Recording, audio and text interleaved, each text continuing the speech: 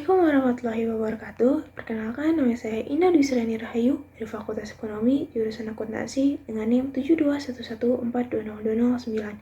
Di sini saya akan menjelaskan bab 12, yaitu kepailitan dalam mata kuliah Hukum Bisnis dengan dosen Bapak Prabowo Widojayanto, SMSA. Yang akan kami bahas yaitu yang pertama, dasar hukum, kedua, pengertian, ketiga, tujuan hukum kepailitan, yang keempat, asas-asas kepailitan, yang kelima, proses kepailitan, yang keenam, akibat kepailitan, ketujuh, jenis-jenis kepailitan, dan yang kedelapan, pengurusan harta pailit. Dasar hukum kepailitan. Dasar hukum berlakunya kepailitan di Indonesia terdapat dalam UU Nomor 37 Tahun 2004 tentang kepailitan dan penundaan kewajiban pembayaran utang. Pengertian kepailitan. Yang pertama, dalam UU Kepailitan dan PKPU Bab 1-1, kepailitan adalah sita umum atas semua kekayaan debitur pailit yang pengurusan dan pemberesannya dilakukan oleh kurator di bawah pengawasan hakim pengawas. Pihak-pihak yang terkait dalam kepailitan adalah kreditur, yaitu yang dalam butir 2 UU Kepailitan dan PKPU.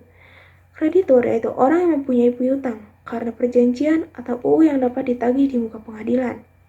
Debitur yaitu orang yang mempunyai utang karena perjanjian atau UU yang pelunasannya dapat ditagih di muka pengadilan.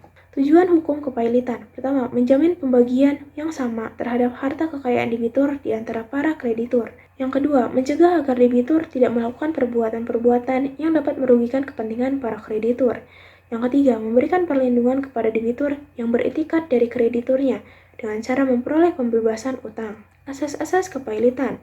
Pertama, asas keseimbangan. Kedua, asas kelangsungan usaha. Ketiga, asas keadilan. Dan yang keempat, asas integrasi. Proses kepailitan. Syarat-syarat kepailitan. Yang pertama, debitur yang ingin dipailitkan mempunyai sedikitnya 2 utang, artinya mempunyai 2 atau lebih kreditur. Yang kedua, utang yang tidak dibayar lunas itu haruslah utang yang telah jatuh waktu dan dapat ditagih atau due or expired and payable. Yang ketiga, debitur tidak melunasi sedikitnya 1 utang kepada salah satu krediturnya. Pihak-pihak yang berhak untuk mengajukan permohonan pailit. Pertama, kreditur atau beberapa kreditur. Kedua, debitur sendiri. Ketiga, kejaksaan untuk kepentingan umum. Keempat, Bank Indonesia.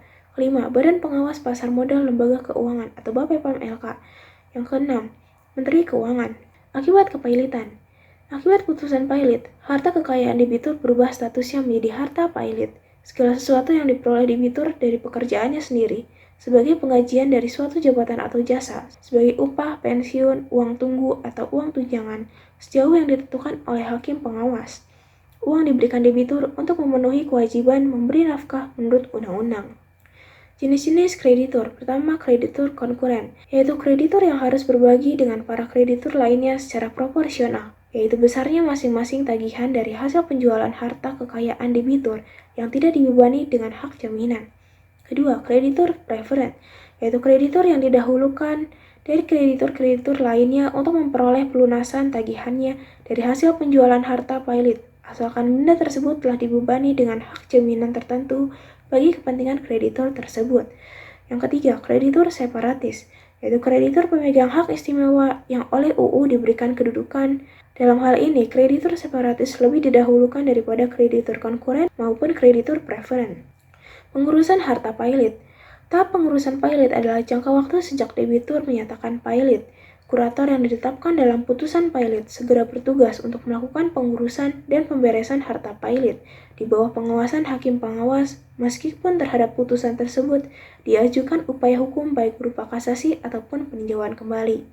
Berakhirnya kepailitan. Suatu kepailitan dapat dikatakan berakhir apabila telah terjadi perdamaian, insolvensi atau pemberesan, fase terakhir kepailitan, putusan pailit dibatalkan di tingkat yang lebih tinggi, dan pencabutan atas anjuran hakim pengawas.